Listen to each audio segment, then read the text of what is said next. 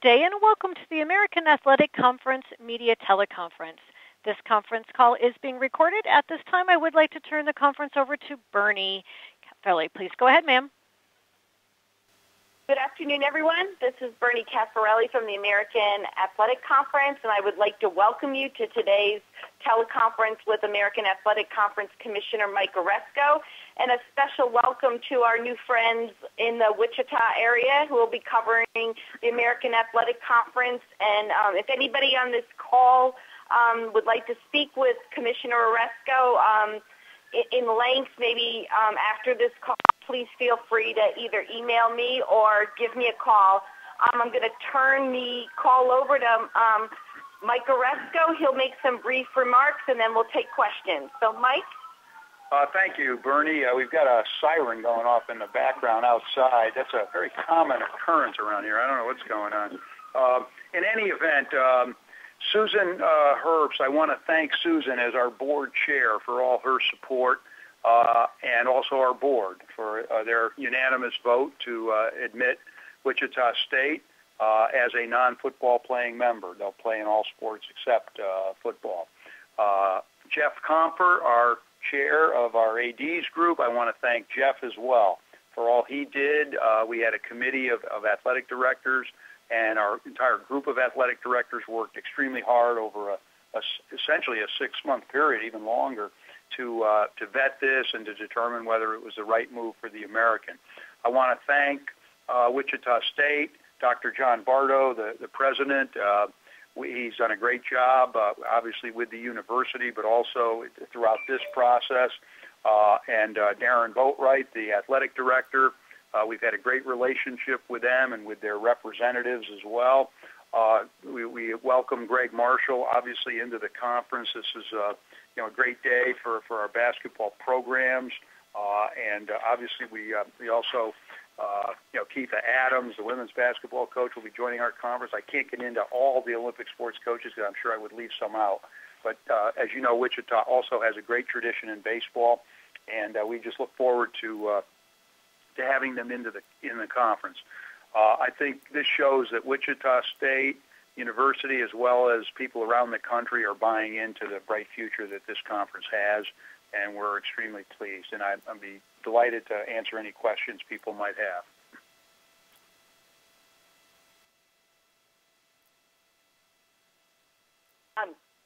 Yes, if everyone would like to ask a question? Yes, thank you. My apologies. Thank you. If you would like to ask a question, please signal by pressing *1 on your telephone keypad. And if you are using a speakerphone, please make sure your mute function is turned off to allow your signal to reach our equipment. Again, press *1 to ask a question. We'll pause for just a moment to allow everyone an opportunity to signal for questions.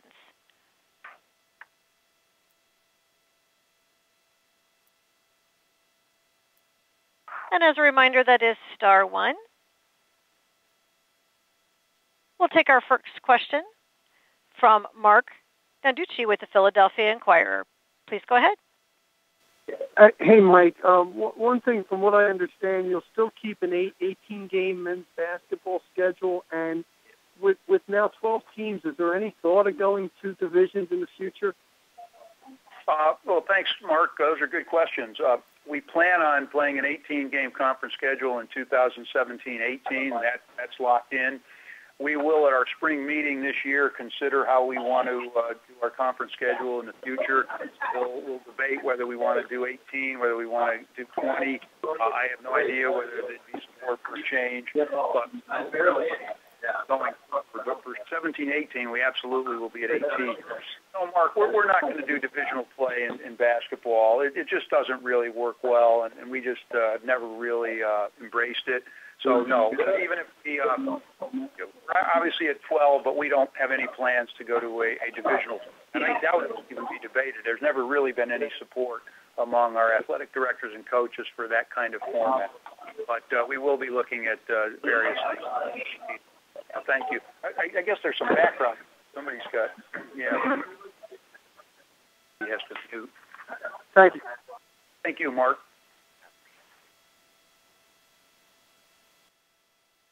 We'll take our next question from Matt Murcell at Orlando Centennial.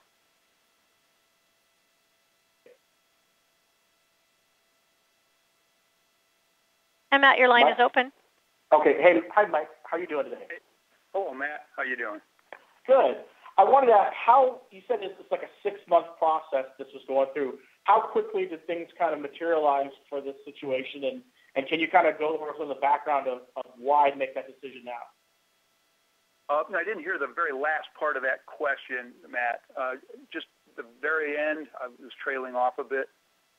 Well, ask is, how quickly the process came down. I know you said the last 6 months to add Wichita State, but how quickly did that kind of come to fruition, and why make that decision now?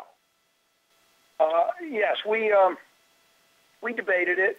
This is a major step for the conference. It's an important step. It's something that needs to be thoroughly vetted in all sorts of ways. We wanted to get a consensus within the conference. We had our ADs heavily involved. We had others heavily involved. They talked to their coaches. Our presidents were kept informed all along. In terms of the timing, once we focused on possibly starting in 2017, we knew we needed to move precipitously if we were going to do this. And by then, I think our opinions had pretty much come together, and I think there was a strong consensus and ultimately a unanimous vote to accept Wichita. But we knew that we couldn't really delay it if we wanted to start in 17. And there were a lot of good reasons, as you can see, for starting in 2017-18. They'll add a tremendous amount to the conference. It'll strengthen our basketball immediately. We've got great people scheduling here with Nate Palmaday, our basketball associate commissioner, Tom O'Jackson, our TV associate commissioner. They assured me that we could do this. Ultimately, our membership felt it was the right thing to do. It also avoids a very difficult transitional year in the Missouri Valley for obviously Wichita State. And we understand, believe me, I've been through this, and we understand how difficult this whole process is. So that's what probably necessitated the end game timing, but this has been in the works in terms of discussing it. But as you know, we really wanted to keep it quiet as much as we possibly could. We didn't want to rile the waters, and we didn't want to cause problems for, other conferences. So we really quietly vetted this, and I'm pleased. Yeah, there are always some leaks along the way, and there was always some, speculation along the way. That's inevitable. But overall, I'm very proud of our ADs and our staffs for, again, trying to do this, under the radar. So that's essentially, Matt, what happened. It was a process where we needed to do a very thorough analysis of whether this would work for us, and we feel it does. I think Wichita's a great addition, and now we're at 12-12 in basketball and football, and I think that'll work well. Thanks, Mike. Thanks, Matt. And next from the Houston Chronicle, we have Joseph Duarte. Please go ahead, sir. Good afternoon, Mike. Joe, how are you? Good, thank you. Mike, I was just curious from the television side with a deal, the next go-around of negotiations, what does adding Wichita do for you guys in terms of leverage? Does it help when you go to the table and start negotiating that next deal? Well, let's put it this way, Joe. It can't hurt, that's for sure. They bring a tremendous basketball pedigree, a tremendous program. I mean, they are literally year after year a top 10, 15 program, have done a great job. They put a lot of resources into their basketball. This is not, something that's, a short-term thing. This is a long-term, a long-term build that they've had. They'll bring a lot because they will strengthen our basketball. And as you know, the two main sports that everyone focuses on are football and basketball. And as you know, we also have outstanding women's basketball, and Wichita's had a good record there too. But I think we weren't thinking so much of our new TV deal as we were thinking about just strengthening our conference. I mean, our goal all along is to be perceived and to be a P6 conference, a Power 6 conference. And, we didn't want to simply be a Power 6 conference in football and lag behind in any way in basketball. Now, our basketball, as you know, got off to a great start back in 2014. We had 4 tournament teams and the national champion. We easily could have had 5 had SMU gotten in. And we haven't done quite as well, but we've been a very solid conference with great pedigree. This is often cyclical. Our conference was turning around. We've seen the progress we're making, and Wichita will give us a tremendous boost, tremendous obviously an advantage to have a team and a program that prominent in the conference. It'll elevate everyone. It'll elevate our RPI. So there are a lot of advantages, and the fact that they're coming in 17-18 gives some immediate impact. The fact is, if it has a beneficial effect on our next TV negotiation, that's wonderful, and I hope it does.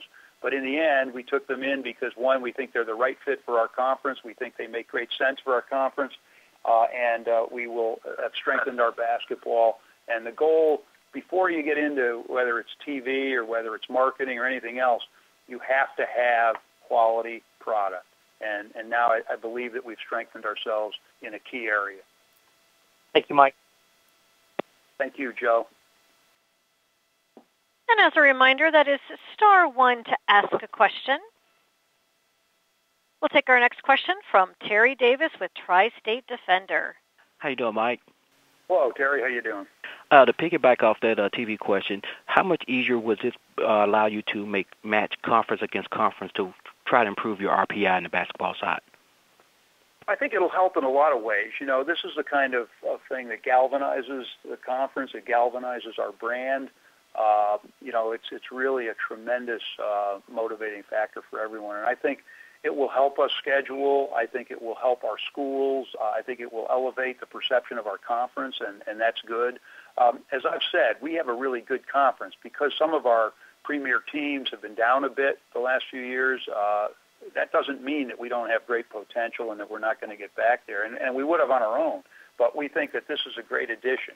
The real question when you look at an addition like this is, does the culture work? Does it fit from your academic and your athletic perspective? And if it does it strengthen you? And I think there's no question this does. Will it help us schedule games? Again, I can't say for certain. I don't know about. I don't want to get into those kinds of details, but I think it can't hurt, as I said. And just having, we've been looking into some challenges with various conferences. When you have a team like Wichita, and then you have programs with the pedigree of UConn and Temple and Cincinnati and Memphis and Tulsa and Houston, and now you have Tim Jankovich at SMU, and you have Johnny Dawkins at UCF, and Mike Dunleavy at Tulane, Jeff Lebo at East Carolina. Those are programs that maybe hadn't been as prominent, but they are now.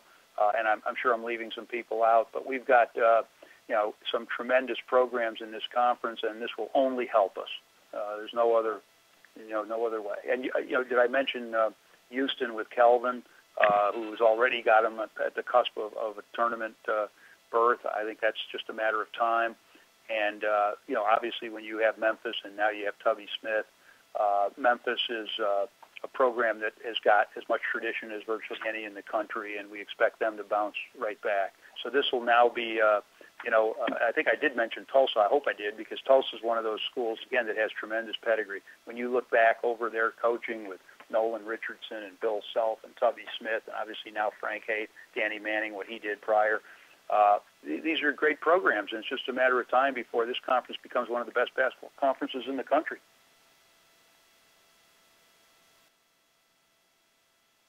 Does that answer your question? Oh, yes, it does. Oh. Thank you.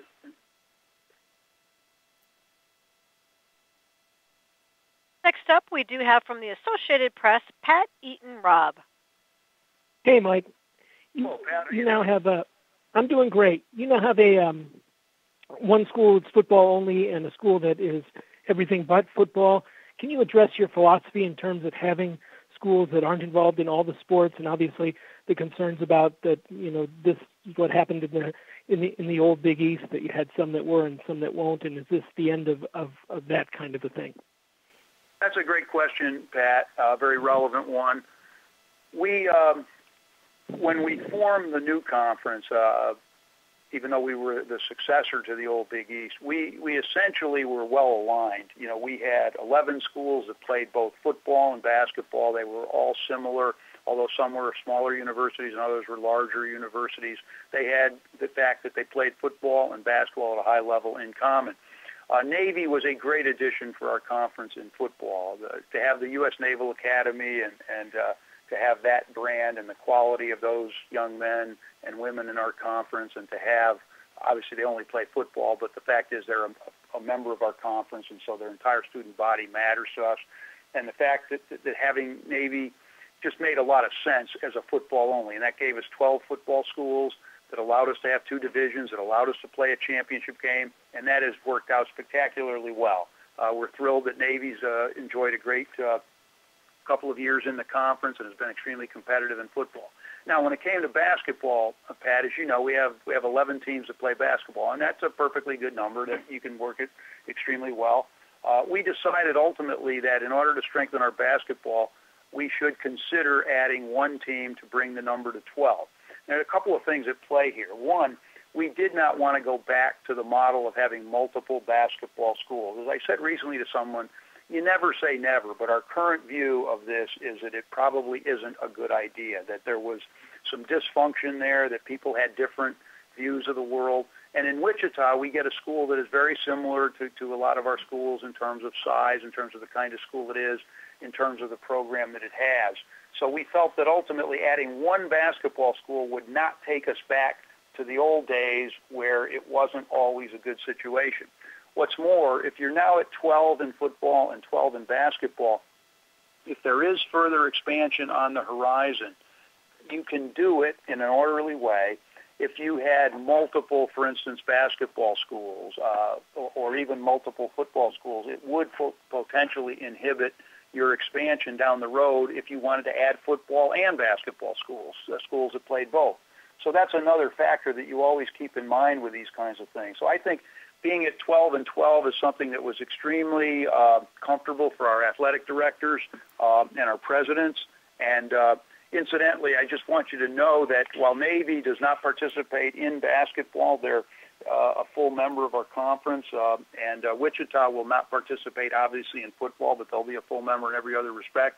And I just want you to know that Navy was enthusiastically in favor of bringing in Wichita, as was everyone else in our conference. You know, the vote was unanimous. So, again, I think we felt that where we are basically in our evolution, we didn't want to get ahead of ourselves and perhaps recreate a model that didn't work so well in the past, and we think now we have something that should work very smoothly. And the other part of that was the future of expansion in the conference. You had mentioned how it might affect the future, but are you guys done for now? Oh, we sure are. Yeah, we're done for now. The question is, you know, again, you never close the door on strengthening the conference down the road. As you know, we do have a TV negotiation coming up, but typically we're much more worried about whether we're a strong conference and we're providing, you know, quality games, quality product to our partners, our TV partners, our fans, our supporters. And that's the main concern. And if we saw a way to continue to strengthen the conference down the road, you know, you never rule out expansion. But there's absolutely nothing in the works now. We're very happy where we are at 12 and 12. You know, our conference TV negotiation is a couple of years away. I'm not even sure it's that long away. It's coming up, you know, back in very early 19. You know, we may well talk to our TV partners before then. But the point is, in the end, right now we're very happy where we are, and there's nothing else on the table. We're not considering any other expansion. Thank you, Mike. Our next question is from the Yukon blog with Sean McGrath. Hey, Mike. So I was with the non-divisional schedule, are there going to be protected rivalries in basketball? So like are Tulane and Memphis, are they going to play twice every year, or are you guys just going to rotate it around without regard to teams? No, you know, Sean, we have a scheduling protocol, and as you know, in a situation like this now, you'll play 7 teams twice, you'll play 4 teams once, but it's essentially done by virtue. I don't want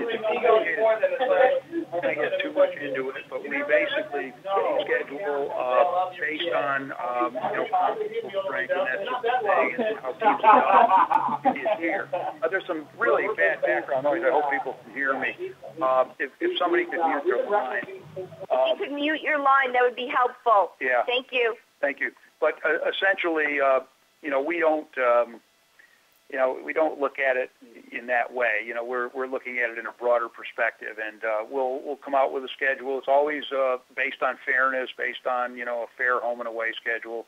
And that's pretty much all I should say about it at this point. All right, thanks, Mike. You're welcome. And next we have Mark Narducci from the Philadelphia Inquirer. Mike, I'm sorry, I had one other question. You had said that the television contract expires in early 19. Is that for all sports, or just basketball? How does that work? Well, it doesn't expire then. That's when we would be negotiating a new deal. It expires after the 19-20 season. So the last football season under this current deal is 19. The last basketball season is 19-20. And we happen to obviously have a negotiating period well before the end of the contract, and that's what I was referring to. Okay, thank you. You're welcome. From the Wichita Eagle, we have Paul Salintrop. Mike, Wichita State went public with their desires to find a new conference or look into a new conference in 2015. Was the American immediately intrigued for Wichita, about Wichita State? Was there something that kind of pushed Wichita State to the forefront of the discussion? Well, you know, it's interesting, Paul, and welcome again to our world now and our conference. We're thrilled, obviously, to have Wichita and the media there. It's an interesting thing. You know, we back then we really hadn't thought a lot about expansion. We had been building the conference, and we'd been doing pretty well. We were extremely happy with our progress, especially in football, where we had become, you know, a very powerful conference. We knew we had great basketball pedigree. We just had not quite reached our potential yet. But I think what probably sparked interest in this, of course, you know, we went through that difficult period, as you know, the last year with the Big 12. That was a period of a lot of soul searching. You know, we didn't know whether we would lose schools. So we thought about what would we do, you know, if in fact we did lose schools. And as you know, we got through that and ended up not losing anyone. But we also thought in the wake of that there might still be ways that we should consider strengthening our conference. And one of them that obviously jumped out at us was Wichita. And it wasn't so much that they had expressed an interest to leave, you know, their own conference. It was more that they were a program that seemed to have, you know, the right fit for us. And obviously we're developing and had developed an incredible national brand. The fact that they did have an interest certainly was a factor, because obviously if a school doesn't have an interest in you, you know, you're not likely to pursue them. But the fact is they had expressed real interest, and it was something that we felt that we ought to consider. We tried to do it quietly. You know, we didn't want to, you know, we know how these things can get out of hand, and while there was speculation down the stretch here, that's normal. That's going to happen. But for the most part, I think we did our deliberations quietly and thoroughly. And then I guess the final thing I would say is that, you know, in terms of the recent past, we realize that sometimes you don't need to do something, but it makes sense to do it because it helps you. It strengthens you. We didn't need to do this. This conference is perfectly fine. It would have been perfectly fine at 11. We're going to be a strong basketball conference. We can see the development. Look at the coaches we have. It's inevitable that we're going to be very good, the pedigree of our schools. But we said, just because you don't need to do something, it doesn't mean you shouldn't do something or you shouldn't consider something if it helps you, if it strengthens you. And ultimately, that was the position taken by our athletic directors in making their ultimate recommendation, and also by our presidents in adopting that recommendation, that this strengthens us, this helps us in so many ways, and we really couldn't see a downside because, again, with adding only one basketball school, you don't get into that old situation where you could have some dysfunction and people on different wavelengths. This is a school that has a lot in common with our other schools. We have one football only in Navy. That's worked out splendidly, as I mentioned. So all in all, that really was a process in our own minds as to where we got to, and we're thrilled with how it ended. You call Wichita State a full member. Does that start immediately? And then what can you tell us about, you know, the financial aspect as far as do they immediately share in, you know, conference revenue, NCAA tournament money going forward? Paul, I can't get into the financials. I'm sure some of that will trickle out down the road, but, you know, we don't release that.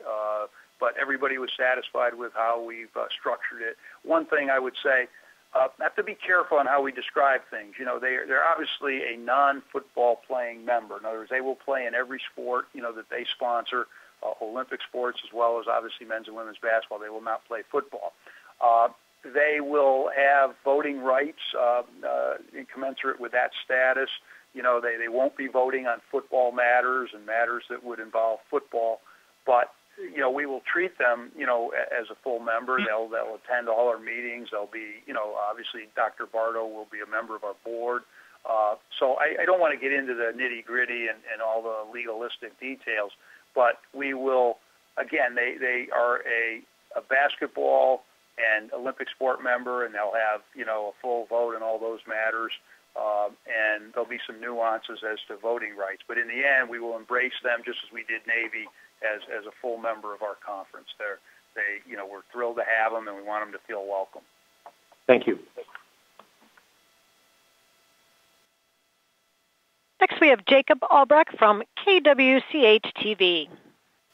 Hi there. And just to follow up a little bit on what Paul just asked, and if you can give any details, maybe, how did the American previously split their units from NCAA tournament games? Well, again, Jacob, I don't want to get into, you know, we share our units like every other conference does, and that's pretty much the way we do it. And I just don't want to get into the nuances of the financial arrangements we have in the conference. But, again, we do things pretty much as other conferences do when it comes to that.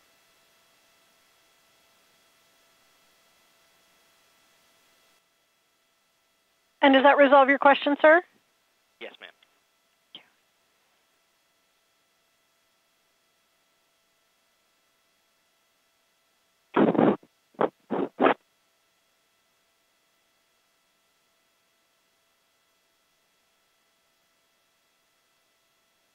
Joseph, your line is open if you have a question. Mike, mine was about the financials too, so I'll let somebody else get in a question. Thank you, though. Thanks for sparing me that one, Joseph. Appreciate it. And if you would like to ask a question, again, that is *1 as a reminder. *1 to ask a question. And we do have a follow-up question from Jacob Albrecht with KWCH. Okay, Mike, and forgive me if you've talked about this, but the Wichita is set to host a tournament game this year at Intrust Bank Arena. That was previously, I believe, split among Wichita State and the Valley. Can you shed some light? Do you guys get in on that hosting for this game up this year, and does that affect any ability for Wichita State to potentially play a game there, or has that discussion happened yet? No, haven't had that discussion, and no plans to at this point.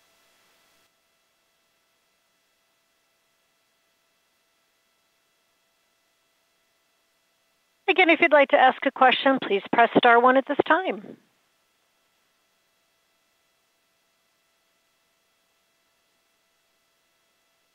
And it appears there are no further phone questions at this time.